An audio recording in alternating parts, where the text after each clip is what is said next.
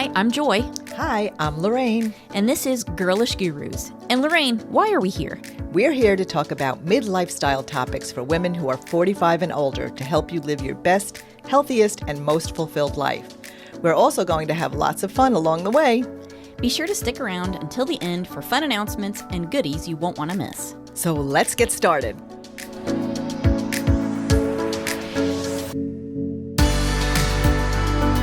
Welcome back to another episode of Girlish Gurus. I'm Joy. And I'm Lorraine. Oh, Lorraine, what are we talking about today? One of my favorite topics. Okay. If you've ever found yourself arguing with your teenage daughter and thought, who is this child?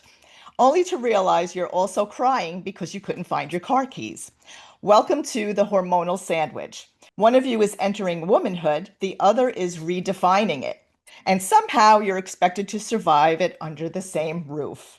So today we are talking about one of the least discussed and most common family dynamics, when perimenopause meets puberty.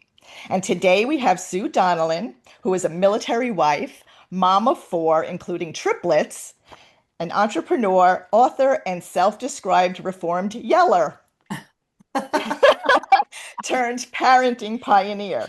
With more than 20 years of experience, Sue has helped families around the world break free from generational parenting patterns through her leadership-driven parenting methods.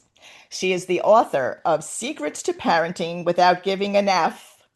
I'm keeping it like that only because we don't want an explicit. I know, Lorraine.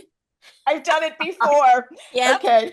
And creator of the Fight Free Parenting course and her signature Parenting in Advance method, helping parents move beyond behavior management to build genuine trust, accountability, and lifelong relationships with their children. Welcome, Sue. Welcome. Thank you. Thank you very much. I am extremely happy to be here. You guys are so much fun. Oh, Aw, thank you. We are so happy to have you here. And Sue and I, we have a connection because both military wives. And, you know, there's so much to unpack in this podcast episode, right? But before we get started, Sue, can you give us a little bit of a background on you, your family, and how you got started on this parenting journey? Yes.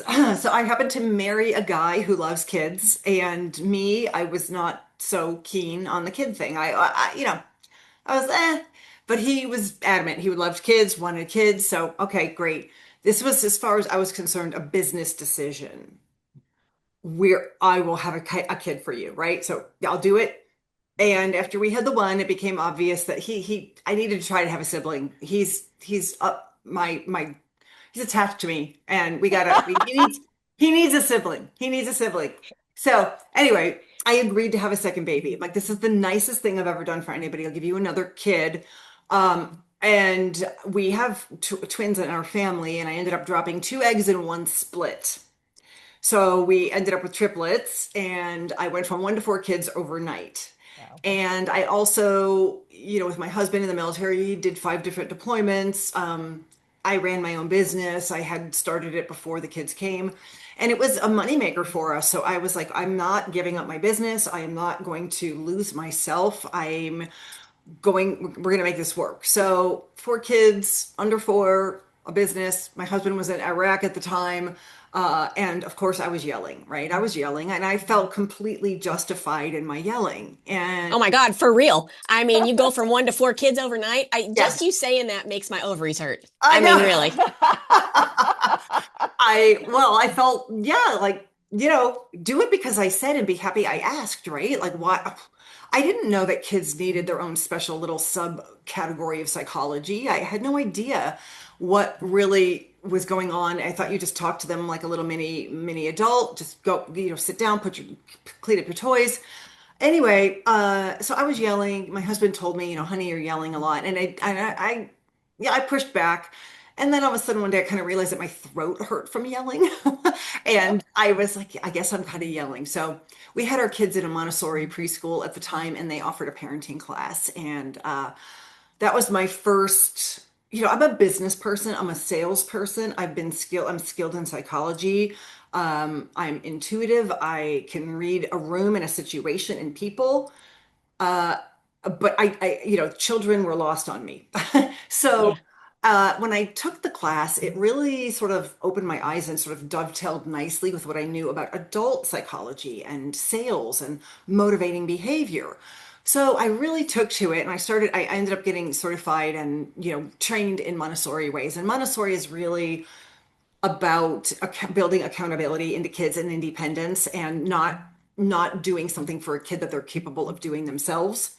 And anyway, I reformed myself. So I'm a reformed yeller and I've learned all these tips and techniques and I've been able to use them on my own kids and I've been helping and working with parents like you said for 20 years. And that's really kind of my story. Is like I was thrown into the deep end of parenting, napping at red lights, exhausted, figuring out like this overwhelm. I got to get this figured out because these kids, especially my oldest, was pushing back and not listening. So anyway, that's how I got to be where I am now today. As an Italian American, I'm Italian. Yay! okay, we are just naturally yellers. Thank you. Thank you. Would you please record that so my husband, because I've told him, he's like, honey, why are you yelling at me? Oh, I am just talking. What if I'm yelling at you, you're gonna know, bro. Like you're Oh gonna my gosh. I can tell you, I can't tell. Well, all of my children are like, well, two are in their 40s, one is almost there. And I send them reels all the time about this because there's so many things out there talking about how I'm not yelling. This is just yeah, the way I talk. This is being thank Italian. you. This is what It's too. my husband is super calm and Irish and just, loving. And I'm loving, but first of We're all, passionate. I'm passionate. And I've been telling them all along, my kids accept me for who I am. My husband refuses to believe that Italians yell. I'm like, if you had been to any of my family functions, like our ears are buzzing. Like that's just what Listen, happens, you It, know? mine, So, after Monday night family dinners, my left ear would go deaf for a little while. Yep, I hear you. Hmm. yeah, yeah. So, okay, I love that you said that, Lorraine, yeah, because yes, it's real. It's it real. is real. Hmm. So many of our listeners are perimenopausal women, right? And they are raising daughters who are just going through puberty. So it can feel like an emotional whiplash. So can you tell us why is this season uniquely challenging for families and especially moms? So, well, okay, first of all, we don't really know what's going on, right? We're going through this, and I found out later a super ovulator. I don't know what that means. I didn't know that we have certain eggs, and once we drop all of them that we're born with, like that's it. So I was dropping eggs, like my husband said, like the Easter bunny.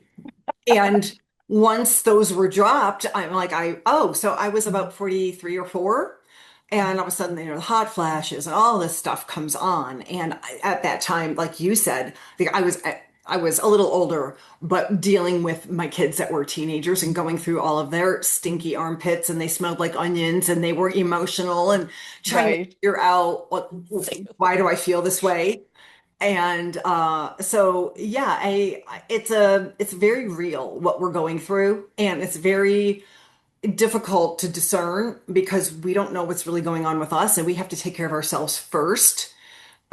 Because our kids are depending on us to be able to be helping them. So I think that conversations like this are super important because sometimes, and I live in the big picture.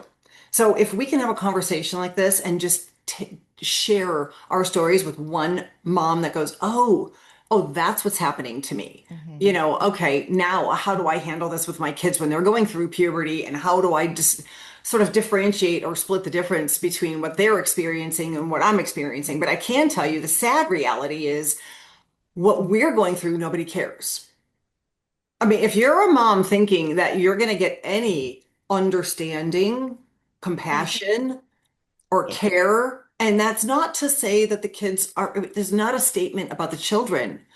It's really just us having to shore ourselves up, do our own research, and take care of ourselves Mhm. when we can get a moment to ourselves. And I personally have certain things that I did that I can talk about, which is like functional medicine.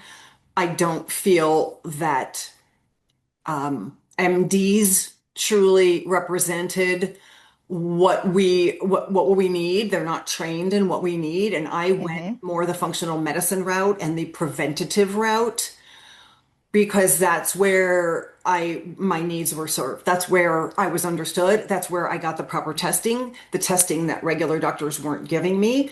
When I went to see Hmm. doctors in the beginning, they were giving us horse estrogen. They were giving us Premarin. Like why am I, so I can talk about a lot of different subjects here. And certainly I can relate it to the kids too. But I think the number one thing is understanding that nobody's going to care. So take that off the table. Yeah. You Isn't know, that sad? It's so Yeah. sad. it's, I tried not to judge. I lost my mom when my triplets, the week before we drove the triplets to college, which is a very big rite of passage, right? Mm. Three kids leaving. My kids were so distracted, so nervous they were going out of state, and then my mom passed the week before. God. And I, super close with my mom. I'd been helping her along with dementia, whatever. We had other issues going on. I was completely, and I mean, my husband is phenomenal and is very supportive. But again, only we can solve our own, only we can recognize what's going on with us, and only we can advocate for ourselves. Hmm. And I know that's not us being selfish, and that's not Mm-mm. dismissing anybody in our families. Part of being a parent going through perimenopause with puberty children is understanding that they don't have the bandwidth and capacity to understand what we're going through. So let's have these types of conversations where women like us can share what we just went through so that we can help you. So my next question is kind of relates to that. So how do moms often misunderstand their daughters when they're going through this, like their moodiness, the withdrawal, their pushback during puberty? What do moms don't really understand about that? Like you're referring to them not understanding you, but I think as moms, we also don't understand what completely what they're going through. Yeah, that's true. We have to try to remember what it felt like. And I remember when, because I had, with all the four kids around the same age, I had four teenagers. And my daughter was in with the triplets. So I had all of that lumped in. So she sort of stood out because she was the only one going through, periods and ovulation and, crying and bullying and all of those things that are heightened during puberty. And how we can help them, we do need to understand that being a teenager today is really hard. And I remember sort of creating more of a neutral ground. I don't have to solve every problem that you're going through. I don't have to solve every emotion, but I can create neutrality. And that was just sort of bringing the temperature down of the drama and the friend drama and the bullying and the hormones, and just providing an understanding and saying to my daughter, listen, I remember what that felt like. How can I support you? How, just giving them that place to land, but also sort of holding them accountable. In one case,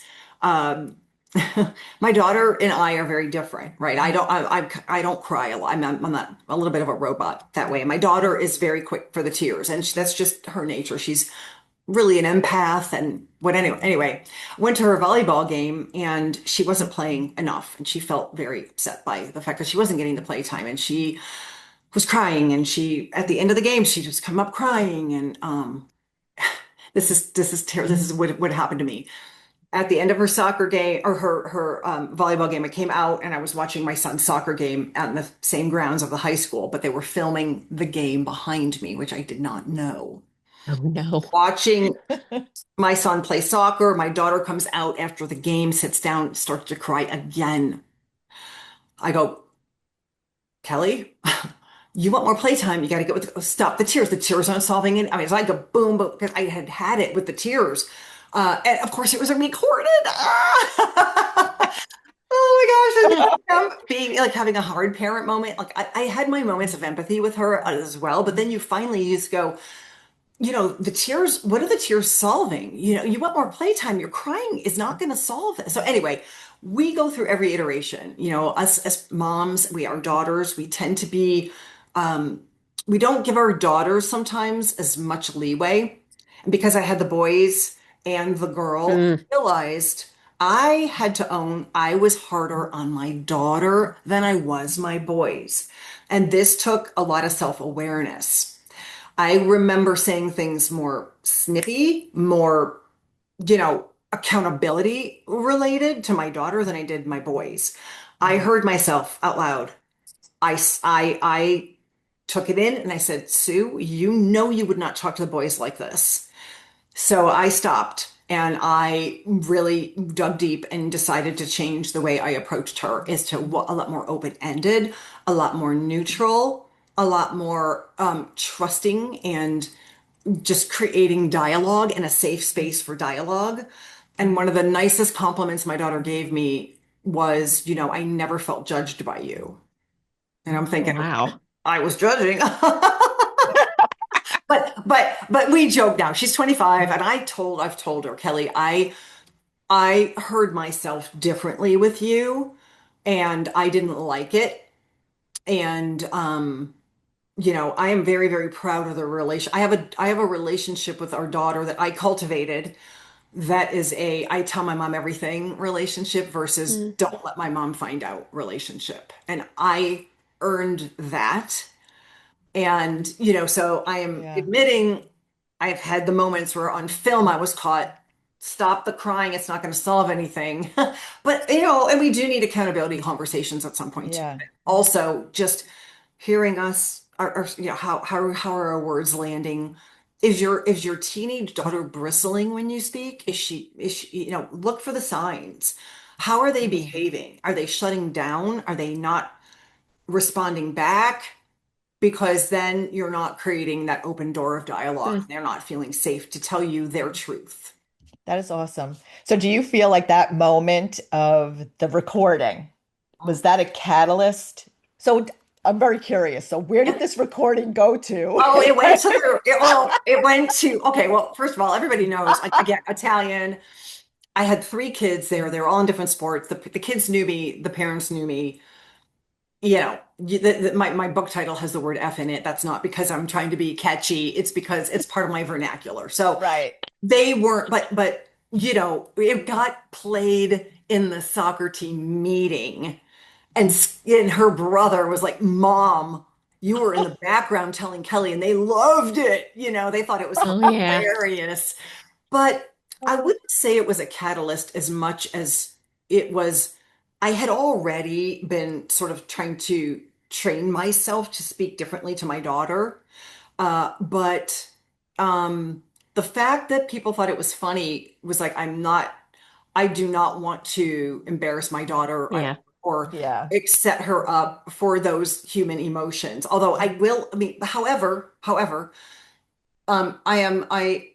there was a lot of tears and a lot of falling down over behavior that what are you in charge of changing? So how can I shift my conversation to my daughter to be empowering, and what can you do to fix the result of you not playing?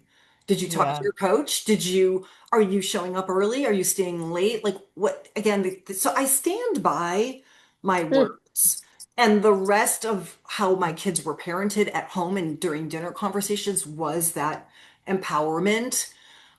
It just so happened that got recorded. So I wouldn't say that was a catalyst as much as it was really me. I still remember where she was. She was in the sunroom. She was watching TV. I stood at the door and I said something and I was like, ooh, ooh, that did not. Yeah. And I said, you would never talk to your sons that way. Hmm. What are you doing? And that was really my catalyst, was just me having that moment of realization. And then the other thing too is, again, in the big picture, we have to ask ourselves, what kind of relationship do we want with our daughter? Mm. Yeah. So if Yeah. we want a relationship of trust and best friends, and now I get the cutest TikToks of, mom, daughter, best friends, and and I realize like I earn that. That doesn't just happen. It's intentional, it's curated, it's invested in. Hmm. And we do have that power. But I think the part about me and the conversations I have with other parents and with my workshops is the relatability. I am always willing to laugh at myself. I am always willing to take the hit for the lesson. I've been there, I've yelled, I've done all of these things. And repair is possible. It just takes self-awareness and a willingness and just a little bit of goal setting. So Yeah. I guess to the moms out there that are in perimenopause, dealing with their own stuff, that have um, a puberty age daughter, be easy on yourself, give yourself grace, but every day is a new day to take a step toward that new relationship. So there's Yeah. really, other than dogs, there's really nobody else more forgiving of your mistakes than your children. They really are. Yeah. Okay. So, first of all, we should start by saying I myself do not have children. And that last comment you made about kids being forgiving, hmm, most of the time, probably that's true. But When I they're don't, young, when they're oh, young, when they're young, yeah. if Yes. if that ship has sailed, Yeah. Well, you know that the whole new yes, I do. Phenomenon. Yeah. therapy culture and all of that. Yep. That's a whole different thing with adult children, which is so scary. We've had someone on to talk about that too. But yeah, that's a whole other conversation. But yeah, but teenage years, I think moms could use someone like you to prevent those Oh, things. right. I love the teenage years. I, Right. I Yeah. actually love working with parents with teenagers because you really can turn that ship around and the teenage years if you're willing to sort of look at your how you've responded and how you can change that to invite more dialogue. But I also do work with teenagers too. I love the teenage years. There's just a ton of potential there. That's Well, awesome. it is awesome because that's not something you hear most people say that they love the teenage years. Because, having been a teenage girl myself, yeah, I was not a picnic. No. And I think that when you have a kid, say for example, like Kelly, who, by the way, I hope she's doing well in her legal career there. Did she She graduate just from? got a job offer this morning. Ah, So she's got one more year left. So yes, she's doing great. all right, go Kelly. That's right. Yeah. So having particularly a daughter, like I was a precocious child. I know that would be hard to believe, but it's true. I was not shy about sharing my opinions and etc. Now, I was also mostly like a happy, harmless kid. Like I never had any kind of negative intent. But one of the things that I hear you talking about is how this is all landing with the kid. But what about the moms? And I appreciate what you said earlier. So for me, again, don't have kids, no one's going to help you figure it out. You got to figure it out yourself. And there's got to be more to it. What about moms? What about the availability of resources to help moms through this difficult period? Like you said, there's really not a whole lot out there. And what did you do for yourself to get through this period and thrive while you're doing it? Because, gosh, the hardest thing you can do is be a parent, right? It's pretty hard. I think what I want to answer your question with is a question real quick. When you said you were precocious and you had opinions, what were the adults doing in your life at that time? Because I think I remember you telling me about your Mhm. story. Were you listened to? Were your opinions valued? Did you get to make a difference in the life of the culture of your home? Where did that land with you first? Well, I was raised in the era of children were seen and not heard. Mhm. And I was told to be quiet, that the adults were talking. And that's not why I was in whatever social situation I was in. So I was shushed, basically. And, in a lot of ways, I probably would have shushed a kid like me too. Well, actually, I disagree because some my favorite kids to parent are kids like you. My oldest was like you. I am like you. And my to answer your question about what resources moms can get and what moms can do is I'm going to tie that together with the question I just asked you is moms, remember when you were a teen. Remember, I mean, you're already recalling how you felt. What would have made a difference if the adult in your life, the mom in your life, said, Joy, well, what do you think about that? Oh, well, that's a great idea. Well, should we do it? A girl like you who's strong-willed, has opinions, has intelligence, shushed in the corner, because I know that's how I was raised. Mm. Um, Given a voice, given a chance to add value to the home, add value to the conversation, you would have not been at all, you know, needing to be shushed. You'd have been brought in and you would have been valued and you would have been asked questions about what you think.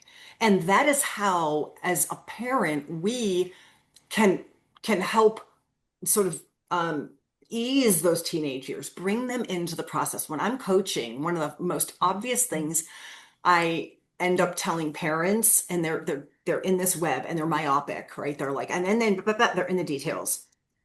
When we zoom out, I'll say, well, what's the big picture here? Where do you think that your child can add value? Where can you facilitate them coming up and collaborating with you on curfews and on rules and on the way the home is run? When your child comes to you with something that they observe, are you defensive? Ah, Are you there it is. shutting Are you them taking down? it personally? Because, Exactly. Because yes. we're in perimenopause, so now we're tired, we're sweating our beep off all the time. We're dealing with it. But I think I'm a big fan of, what are we in control of? We're only in control of us. So if anyone listening is, going, how do I navigate this? Number one, lower your expectations that anybody in your home is going to be caring about your hormones. They don't have the capacity yet. They Mm. are so mired in their own hormonal changes. Shift your expectations. And what can you do? You can join other groups. You can, read the books. You can go try out go see a functional medicine practitioner Hmm. who is a doctor, but yet is in a different capacity, where they're about prevention and care in a different way. Mhm. You're going to get the tests that you need. You're going to get the hormonal help if you want that. You're going to get all of these things that support your systems. For me, I know I blew my adrenals because of stress. I had 4 teenagers. I had a business I was running. My husband was deployed. So I wasn't supporting my adrenals. Something as simple as certain supplements that help support the thyroid and things before autoimmune sets in. There's a lot of things going on in a mom's body in perimenopause that a functional medicine person will share with you and explain to you. Um, if anybody's listening and they want, I get on my calendar, I give 33 minutes. Like I can go through all of this with you. I can go through all of the things to think about, point you in the right directions, to do the research for you. Because if you are your own advocate, and then Right. when you get that under control and you get that understood, you can then pour that into your child and your daughter who's going through her own hormonal questions. But I think the number one takeaway is, do you remember what it was like when you were a teenager and when you were fighting back the system? Well, they're gone in a few years. So change Right. the system Mm. and make it a collaborative system where we all have a voice, we're all heard.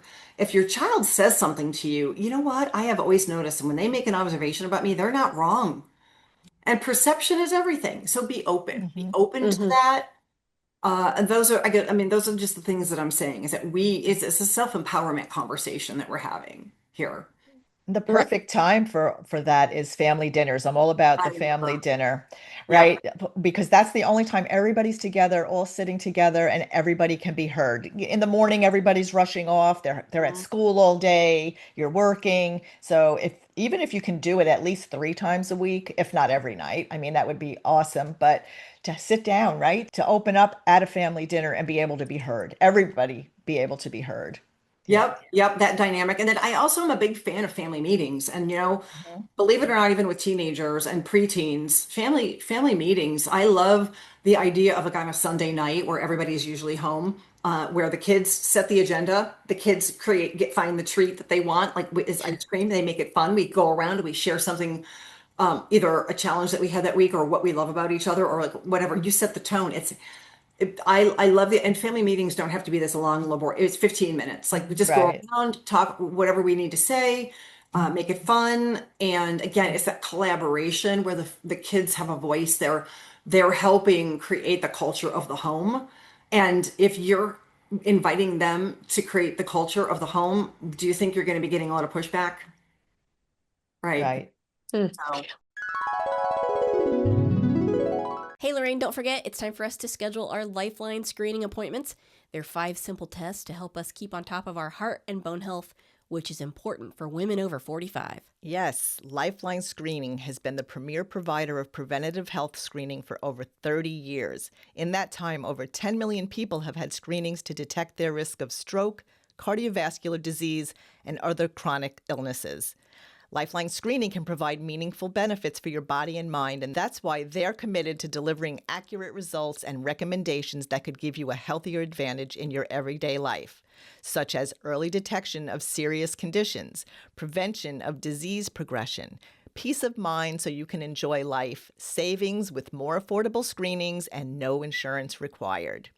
Yep, and don't forget, by using the link in the show notes of this episode, you get a special offer available to Girlish Gurus listeners, so make sure and schedule your appointment. Get peace of mind now. Here's to your good health. So this does bring into mind a little quick discussion about parenting in advance. So that's something that you created. Can you tell us a little bit about that and how your program operates? yes, 25 years in the making. It is my bread and butter. It is a formula, a system that I teach parents for coming up with. It's a communication system. So it's basically being able to look at patterns and zoom out, again, big picture. So if you're in the case that I'm using of yelling with a lot of the parents as in my workshop, but you can use this for any repetitive pushback you're getting, whatever it is that, my daughter and I are fighting, whatever it is. Step back, look at the patterns. When's it happening? What are the conditions? Is it when I notice that I'm really tired and I didn't get sleep? Is it when she's going to get her period? Like, identify the pattern and what triggers it. Then you're going to back it up. And now we're going to have a conversation out of the heightened moment. We're going to talk about it in advance. So with my case, I talk about yelling because a lot of the parents that I work with have younger kids. But if it's your daughter and you're fighting with your daughter and you recognize that, wow, the whole week before her period, it's just, she's off, it's bad. And now I'm going to go, okay, that's the pattern. Now I'm going to sidestep that struggle. I'm going to plan in advance, and I'm going to talk to her outside of the week that she's really off the rail. I'm going to talk to her when she's feeling happy. Hey, I notice we do a lot of fighting. I know that you really, you push the rules, whatever it is that you're dealing with. It's a power struggle. There's a power struggle. Yeah, you're going to identify that. Yeah. You're going to have a conversation at a non-heightened moment, and you're going to take what I call a training moment, and you're going to say it out loud. I'm noticing this. How do you think we can solve this? And what do you bring them in? This is just, again, it's that training, it's that conversation, it's in advance prior to the next blow up, because I'm the adult in the room. So I'm going, big picture. I see what's triggering this. Let's talk about it. Then you talk about what do we do about that? And she says, well, when I get my period, I'll just, whatever she decides, whatever the two of you decide that, the week before my period, I mark it down on my calendar and I become more aware. Or if I notice that I snap at you, I'll tell you I'm going to get my period, whatever it is you decide in that non-heightened moment. Then that's your training conversation. When the incident occurs again, because every time you have a pattern, anytime something happens twice, it's a pattern. So it's coming again. And if you want to head that off, the next time your daughter gets her period and she thinks she can be disrespectful to you again, right? So that pattern comes back. You go up, hey, what did we talk about? We're using the word we. What did we discuss? Well, you agreed. So I love baking in words like we and agreed, because this is how you bake in accountability. I'm treating you with respect because I'm noticing the triggers and I'm having a respectful conversation with you in advance prior to it blowing up. Then when it blows up, and it will, it might, for teenagers, it might blow up a little later. When I'm dealing with families that have younger kids and every day is a power struggle, it's going to blow up in a few hours. So Right. it's a tightened Yeah. But if it's in this case for our topic today, your daughter, she gets her period again. Now she's being disrespectful. She's talking back and whatever it is you were trying to mitigate. Now you go, hey, what did we agree to? Is it your period time? Are the back talk is, I'm not going to tolerate this. I've already set the training in motion. I've set my expectation and we've built in agreement. That's Hmm. parenting in advance. Hmm. So that's the system that I teach. And I love it because it's repeatable at every age and phase. And it's just a system that you can use that works no matter the age of the child, no matter what they're going through. And it's the foundation of it is really respect. That's awesome. Does it work for husbands? Yes, I get, how many times I get asked that? Yes, it does. Yes, it does. Mm. Because what happens is the parenting in advance takes you out of reaction mode. Hmm. And that's where most of our fights Ooh. occur. Oh, Right? that's a huge one. Ooh. Yeah. Think And about that for a second. Wow. yeah. So you're taking out, we're being proactive as opposed to reactive. So what I'm doing is I'm again zooming out, which I love the big picture. I'm going, okay, pattern recognition. I'm asking myself a few questions as the adult, as the parent. And now I'm providing leadership. I mean, I love, talking about leadership parenting. That's really what I do is teach leadership. And leadership works, with your boss, with your friends, with your husband, with your, all, yeah. So these techniques all really apply. They're basic psychology uh, principles applied to children, but across the board. So yes, it all works. It all is beautiful, and it takes a little while. It's common sense when it's shown to you, but we somehow get so myopic in the moment, and our emotions get heightened, and all this happens. And so, yeah, What you're teaching is self-awareness, is yeah. what you're teaching. But Yeah. self-aware. So it's one thing to be aware though. And then I go, what do I do with that? Like I Mm. remember, yeah, I'm yelling. Oh, okay, my throat's hurts. Yes, I am yelling a lot. Well, then what do I do? I don't know what to do next. And that's why Mm. I really love being a parenting consultant because like you can have self-awareness, but then I don't know what to do next. Well, I got you, Hmm. quick. It's easy and quick. So anyway, that is, yeah, this is self-awareness, but that piece is just such a small piece of the overall puzzle because I can be recognizing my patterns and going, but I don't know what to do about it. Hmm. So Wow. Very applicable during the teenage years when you're in that hormone soup.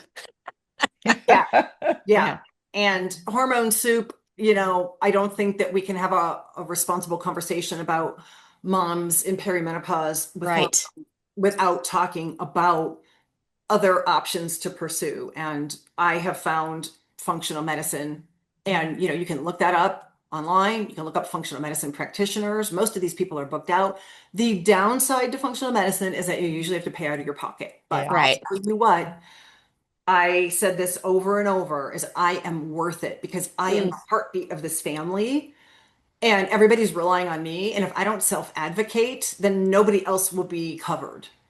Yeah. As a former practicing health coach, I totally agree with you. Functional medicine is the way to go. And especially during perimenopause, there are so many supplements that can help, especially with our brain.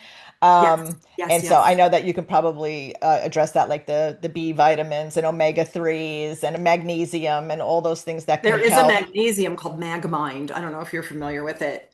Oh, Mag, okay, people, this right, just buy this, take it, and in 24 hours you're going to be like thanking me. Magmind, Magmind. okay, It is Magmind. Maybe we could Mag. put a link to it. Do you have a Hmm. person? Do you have an affiliate link that we I can? do not. I know. Okay, I okay. should because I give so much advice to people with supplements and suppliers and so forth. But I actually do coach that as well. But Magmind is it's the form of magnesium that's threonate, and it goes through the blood-brain barrier, which not a lot does. Yeah. And so if you take it according to the label, your fog will be gone. Okay. It So is yeah, fantastic. I gotta and we take it. will, yeah, and at the end we will link, we'll talk about it, but we'll link all of your Yeah. links for your Yeah. courses and everything. If anybody Yeah. wants to yeah, so Yes. that'll be good. So yeah, if anybody needs help with the functional medicine side of things, referrals or whatever, I'm sure you can help with that. I even have gone so far as to, like, I work with people nationally. I even have gone so far as to go to their city and look online at Google, and I can look at the practitioners and look at their websites and say who Hmm. I get a feel for, like out of their services and what they do. I'll go and say, hey, here's three people I see in your area that you should call and get, see Yeah. what you And think. there is a link, right? Function.org or something like that, where they list there's a national database, I think, of functional medicine doctors. I'm not sure if it's I don't function.org or I don't know. know. We should check on that. We can yeah, include a link in the show notes. yeah, Yeah. yeah. Okay. Okay. So, what can a mom say in the moment when she feels herself getting ready to yell or say something she'll regret? I know What we're can all guilty. I know we're all, you mentioned that you did it. I have done it. Sometimes I still get reminded of some of the Yeah. things that I've said. So what can a mom do to prepare or stop herself, or I don't know. Well, okay. First of all, I love humor and I lean into the fact that I'm Italian and and I mean, it's for me personally, it was difficult in that moment with the teens. I had four, and I was like an air traffic controller. What do you need? When do you come back? You could be, when are you leaving and who's taking you? It was crazy. Um, I could not really personally be responsible for the stuff that came out of my mouth, and the kids. So that said, the kids knew, they laughed. We always had a good laugh over it. But one of the things that I talk about, and this was born in the teenage years, this mantra. And it is in my book. I have a whole chapter on it because the first half of the book is your relationship with yourself, ego, control, guilt, all of these things. Then the second half of the book is we take what we learned and we apply it to the relationship with your kids. So the very last chapter of the first section about your relationship with yourself is my magic mantra. And my magic mantra, again, was born out of, how when you're a young parent, your kids need you for everything, and everything you say is like, okay, just do it, and they're like, oh, I'm so glad you told me what to do, mommy. And then it like gradually peels away to where you're like, who are you, and go away. It was at that time, which is like, pre-adolescence, adolescence, where I came up with this mantra because I'm like, I am sick of you needing me when you think you need me, rejecting me when you want to reject. Like, it was thankless. So my magic mantra is, I am only in charge of me. I am not in charge of you. And that is, so since I wrote that 6 years ago, or came up with it like 10 years ago, there have been books written about detachment. And there's a book out there, I forget, the detachment theory or something. It's phenomenal. And it really goes into detail about what, I'm only in charge of me, I'm not in charge of you. Or like Mel Robbins has this thing called the let them theory. And that was like, well, if I had come up with those two words, that would have been even better than I'm only in charge of me, I'm not in charge of you. But as a parent, again, I'm self-advocating. I'm in charge of what I say, I'm in charge of what I do, but I'm letting go of what I have no attachment to what you decide. I'm just going to sit back and go, how'd that work out for you? And it's really the foundation of respect because I believe in you and I trust you. So, what can I say in the moment that I'm about to yell? That in my mind. And I would have it everywhere. Only in charge of me. I'm not in charge of you.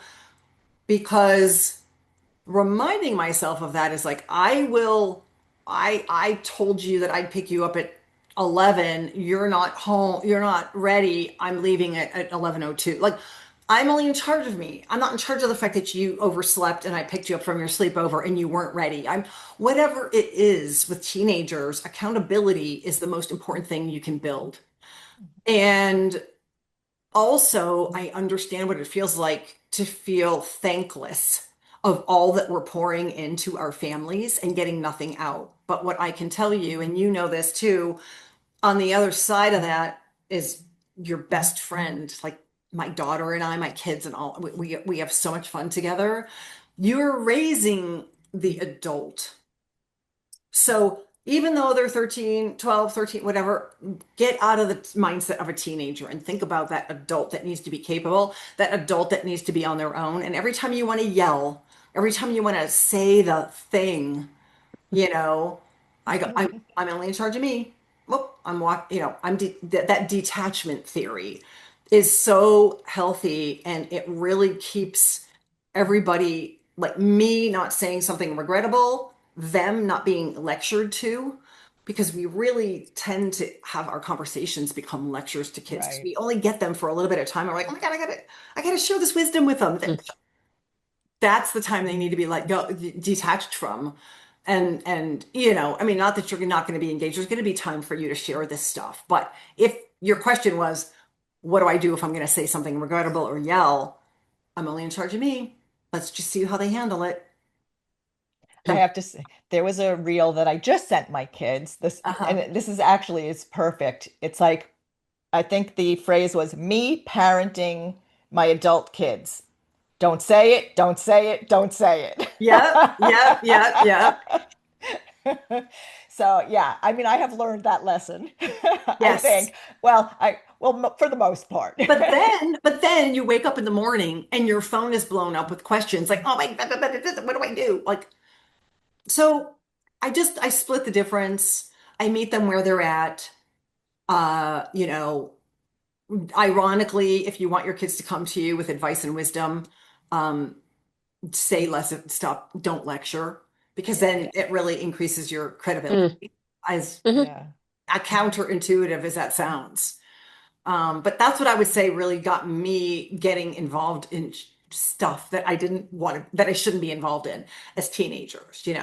I kept, the temptation is to inject yourself because you know the answer, and you just see these kids on this collision course of like, ugh, I always use the mom card. I can't help it. It's like I have to tell you this because I'm your mom. I'm always going to yeah, be your mom, you know. yeah, yeah. Well, Mhm. they grew to love you for that. Yeah, They yeah, really did. But yeah.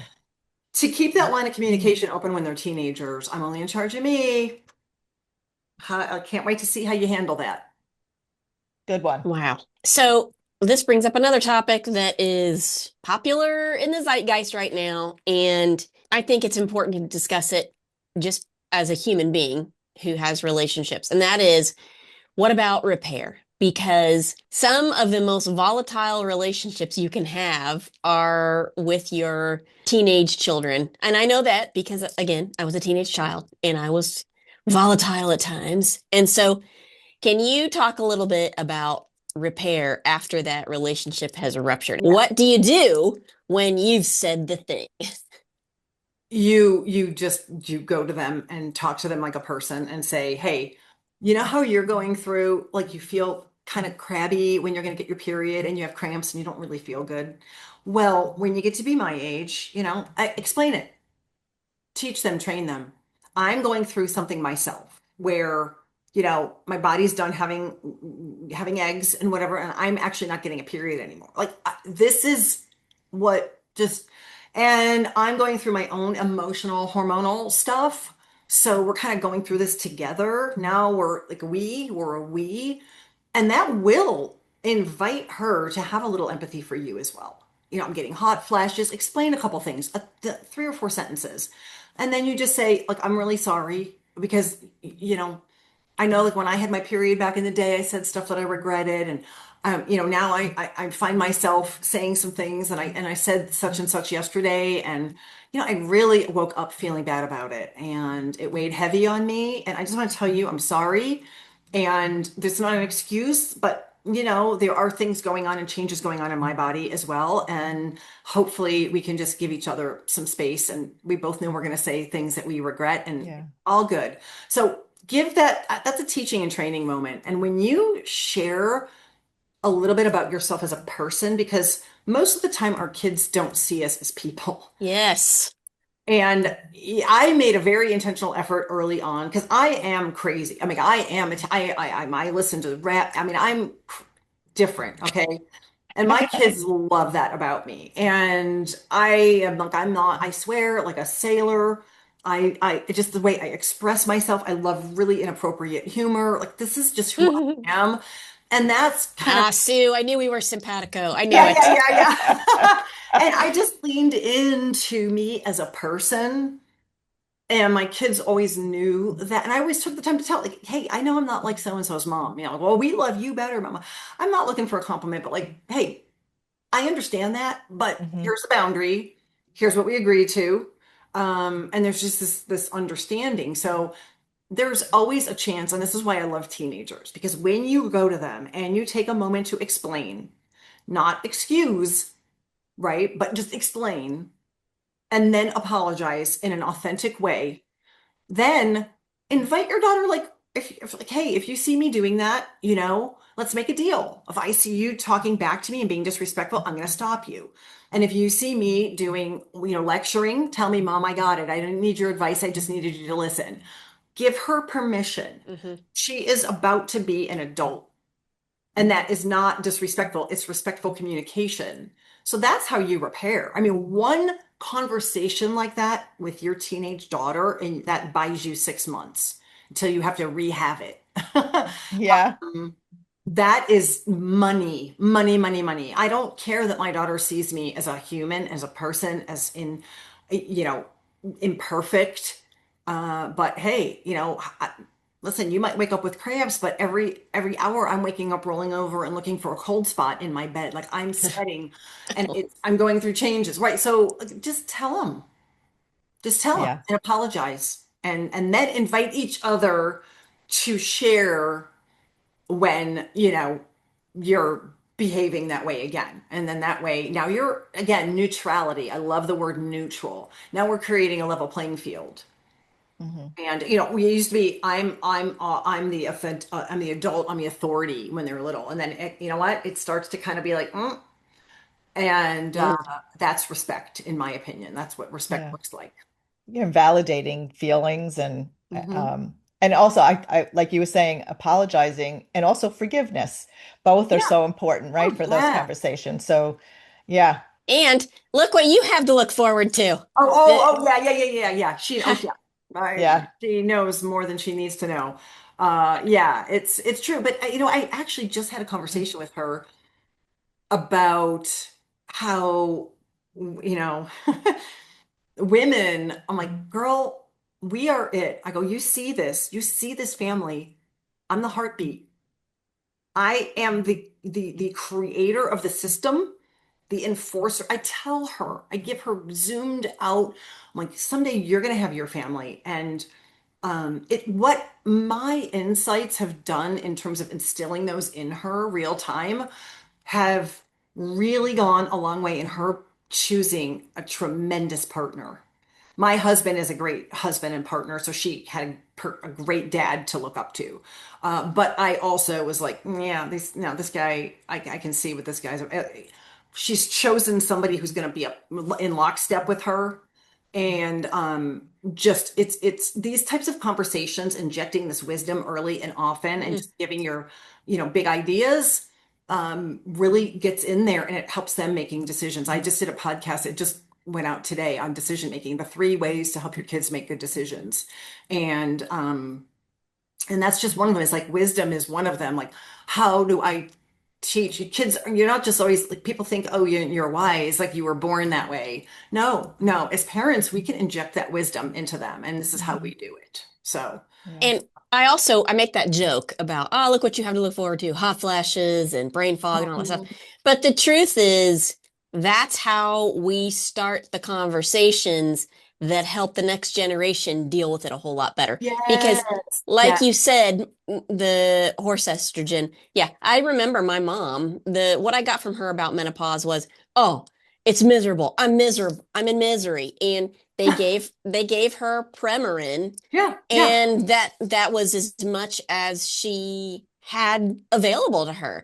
And right. she never said to me, oh, here's a supplement that can help with your brain fog. No, that was never going to happen. And you know what? The thing is, when you talk about grace and understanding, we don't know what we don't know. Hmm. So therefore, what I do know, I want to share with as many people as I can and with my kids. But we are so much smarter today. So I don't, my mom raw dogged menopause, right? I mean, like, poor woman. I remember her dabbing her face and sweating Oh, all yeah. not no, she didn't know. So she doesn't know what she doesn't know. And her version of menopause was like, this sucks. This is horrible. I'm miserable. Hmm. Mhm. Then fast forward when I'm in that moment and I'm like, oh yeah, okay, that's what this is. And then I did my own research. Now we have AI, we have Google, we don't have to go to the library and do the Dewey Decimal System anymore.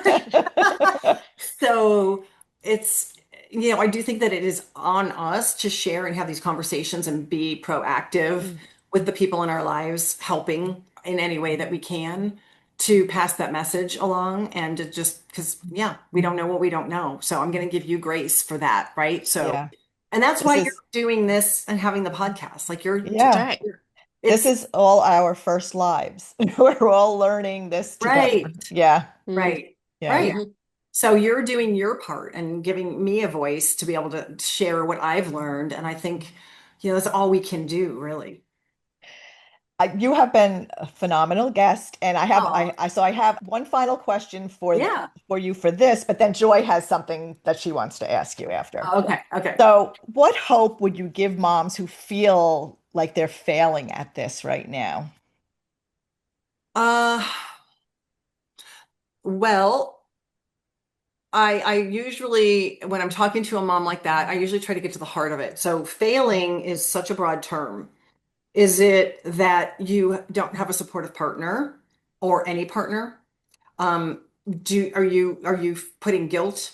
Are you a people pleaser and you aren't, you don't have your own boundary? Like there's a variety of, and I did a podcast on this actually. Am I a bad mom? I just a couple episodes ago. And I think for me to really answer it as fully as I can, I always like to know what the origination, like where's it originating from, because then that helps determine where we go with the conversation. But I guess my biggest takeaway would be for in general, for a general person, is to remind yourself of what you're doing right. And you think, I first of all, everybody feels like it's thankless. We all have the days where we think we're doing it wrong, and we again, we're myopic. We're, oh my gosh, he's always gonna forever be the bad big brother, or oh my gosh, we're always gonna be fighting, or I'm a big uh, fan of the big picture and zooming out and going, okay, this is just a blip. This is tomorrow's a new day. How do I fix what I think I may have done? But if overall I'm really beating myself up that I'm a bad mom, I want to like, well, what are you seeing that makes you feel that way? And number two, I'm sure there's always you have a roof over their head. You're providing food, you're providing clothing, you're providing care, you're there. What can you do today to look around and remind yourself of what you are doing right and also moments of gratitude? Because I'm a big manifestation person. I'm intuitive. I'm energy, and manifestation is, gratefulness is is the most, I think, one of the most powerful things you can do.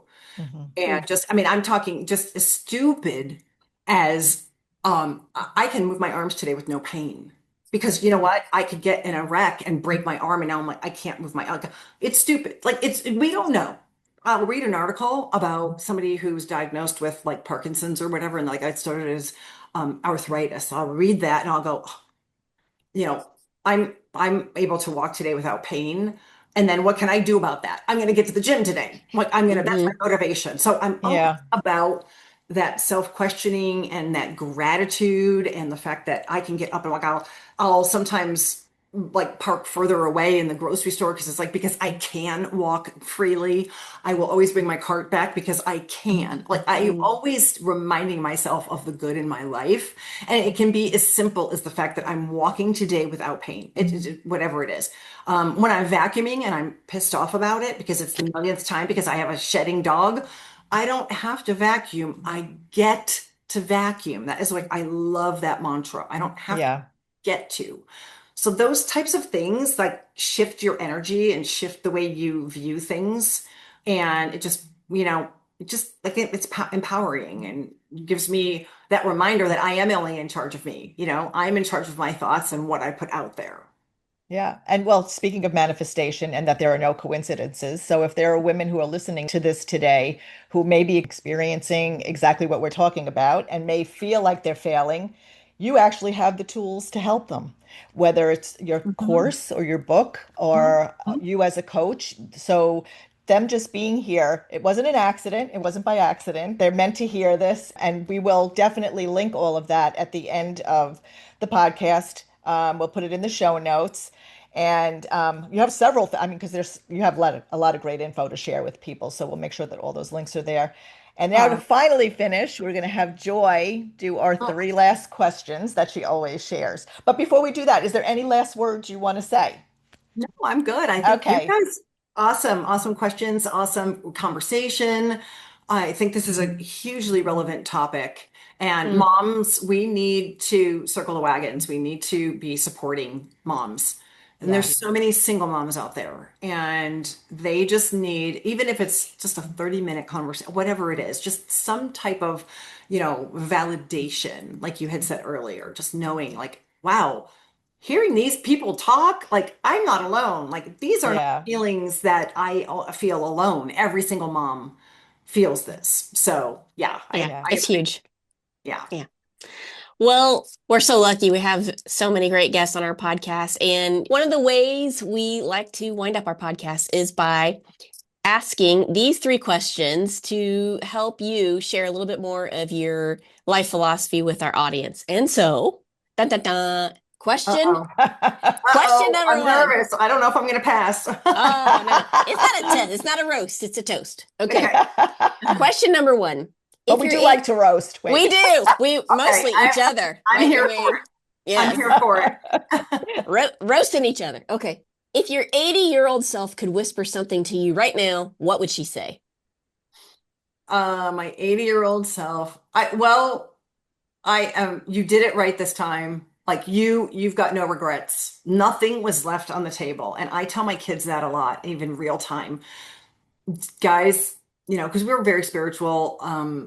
If, God forbid anything happens to me, my gift to my kids is that every minute of my life was happy, lived with intention, and nothing was left unsaid and nothing was left undone. Every single minute of my life is authentic. And so my 80-year-old self would look back and say, girl, you did it, and you passed it to them. And they are all living that way. And again, I'm only in charge of me. I'm only in charge of the energy I put out into the world. And that's those four beautiful little kids that I was given. So that was what I had control over. So I would say that. That was a good business decision to Yes, have yes, those it kids. was. Yes. Business decision I ever made. Yes. I tell you what, I really appreciate your honesty and how you talk about that because I think that's an unspoken thing that a lot of people, a lot of women don't want to talk about that, okay, maybe I didn't want to have 6 or 7 or 8 or 9, 10 kids, whatever. I don't know. Yeah. Maybe Yeah. I'll cut that part out. I don't know. It's a So, lot. It's a lot. you know what I'm saying? Because I'm the youngest of four, and my mother, we wore her out, boy. We wore her out. I Believe me, I know. I know what four can do to you. I know it. All right. Question number two. Yeah. What's your midlife superpower? The one thing you never realized you'd be this good at? Uh, well, I never thought I'd be this good of a mom. And like all four of our kids are out there thriving. And the definition of thriving is kids who were raised to believe in themselves, kids who are raised to find their passion and pursue it, that is their own personal passion, and that were raised with the way to find their value and how they're going to share that with the world. So, I've got a 28-year-old and three 25-year-olds, and these kids, where there's no conversations of failures to launch, there's no conversations of, I don't know where I, add value here. They don't know what my gifts are. All of these kids have special gifts. They've all been shown how to, identify those. And I never ever thought that, there isn't a universe where I would have told you that midlife I would have raised four, and not me, me and my husband both, because my husband is an awesome father, but that I would have poured into four individual people that are out marching to the beat of their own happy drum and thriving. So it's remarkable. Never would have seen it coming. Wow, that's awesome. Yeah. Well, we as citizens of the world, thank you for that contribution. Yes, yes, yes. Yes. I mean, really, I'm not, Yeah, I'm, I know. I'm kind of Yeah. joking, but not really, Yeah, yeah. Yeah. All right. Last question. Dun, dun, dun. What is the one thing you have stopped apologizing for? My authentic self. There were times where, my husband is in the military, right? He's risen up the ranks, it's not always appropriate to be with my humor and we joke around. Like if I go to an event, his staff will be like, who's babysitting Sue? And it's all in love. Who's babysitting They, because they know, and I mean, I'm on my best behavior, but they'll be like, who's babysitting Sue today? But because I might say the wrong thing to the Oh, to the always. I always say the wrong thing. If somebody's going to say the wrong yeah. thing, like go up to somebody and be like, "Hey, you got a giant pimple on your face. What Yeah, happened there?" I'll say something inappropriate, and these are circles where I need to just sit because Not. my husband shares everything with me, and I'm like, Is that the guy who always smells bad, right? yeah, Yeah. yeah.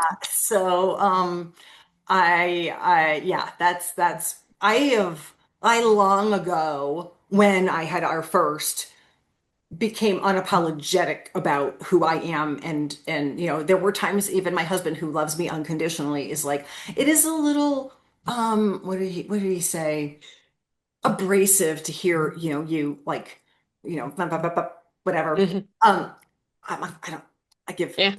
Never You dim know, your light. Never dim your light, yes. Sue. I not only that, I made it shine brighter. I am like, woo, you Yeah. did not back Mhm. into a corner.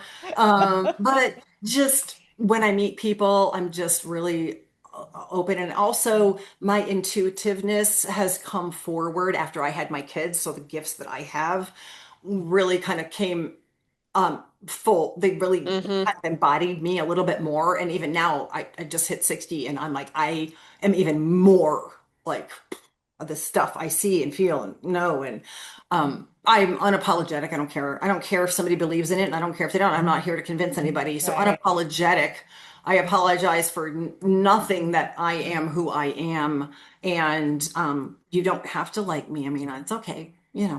Oh, I feel the same way. I know Yeah. people don't like me, and I'm like, oh, too bad for you. You're missing Yeah. out. Oh, Yeah. everybody loves you guys. Hey, we are all a delight. I'm just saying, Yeah, damn it. yeah. That's right. So That's yeah. right. Yep. I think it's being authentic is one of the most important gifts you can give yourself. Yeah.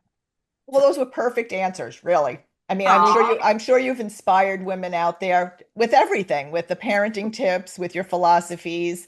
And we're so happy that you joined us today, really. Thank you. Yeah. I really, it's not every day I get to be on podcasts that are this fun and that are this just intentional with their audience and curating their audience of people and being really true to that. Like you get a lot of requests for podcasts and stuff, and I don't really get on a lot of them. And this is, I mean, Joy, certainly, I loved our podcast together, and now this one is just as fabulous. I thank you for having me and for what you're doing to the people that follow you and that you're sharing this information. It's Oh, really a gift. oh, Oh, so now why thank don't you. you mention again your book, website, your courses, and then again, we will link everything in the show notes. Well, you can find everything at askmomparenting.com. So that's my website. On the very front is like the link to my book, Secrets to Parenting Without Giving an F. Um, and then there's a link to my course, to my formula, which I sort of explained here on how to stop yelling, but it is the magic formula for parenting. That's what I should be calling it. Mm. And then there's a link to my podcast, which is free. It's on all the streamers, Spotify, Ask Mom Parenting podcast. It's on YouTube, Spotify. If you liked what you heard, please, please, please, somebody subscribe, give a comment on my podcast. Those numbers are so important for us Yeah. to try to get reach and to share. I hate to be one of those people out there asking for that stuff. No, you're preaching to the choir, honey. Yeah. Yes. Yeah. It's what we need. Anything would help if, if this is resonating for you. So askmomparenting.com is where you'll find everything. Great. Thanks again, Sue. Thank It was you. such a pleasure. We'll probably have to have you back on again, yeah. maybe I'm for some here. functional medicine talk. Yes. Yeah. Yeah. Anything. I'm very happy to talk to you guys anytime about any subject. So thank you so much for having me. Yeah. Well, thank you for coming on. You have been such a fun guest, and I knew this was going to be a great conversation. And I just encourage everybody out there to go check out Sue's information. Go get her book. And if you need this kind of help with, functional medicine information, et cetera, please let us know in the comments what you want us to discuss with Sue, and we'll be happy to have her back on again anytime. And yeah, just like Sue said, please give this episode a share, a like, and subscribe to our channels and our platforms. And we thank you all for your support and for listening and watching and being a part of our community. And we'll see you in the next one. Bye-bye. Mwah. Thanks for listening to this episode of Girlish Gurus. We hope you'll join us next time for more fun and inspiration. Be sure to check the description of this episode for links and information about the topic, and you can find us on our social media platforms, starting with Instagram, Facebook, and now including YouTube. You can find us by searching Girlish Gurus, and you can also check out our website, girlishgurus.com, for more information on us, our projects, books, and our growing community. And don't forget to download this episode, give it a good review, and share it with your girlfriends. We would also love to hear from you in the comments, because the more interaction we get, the more episodes we can post. Thanks, everyone. Bye. Bye.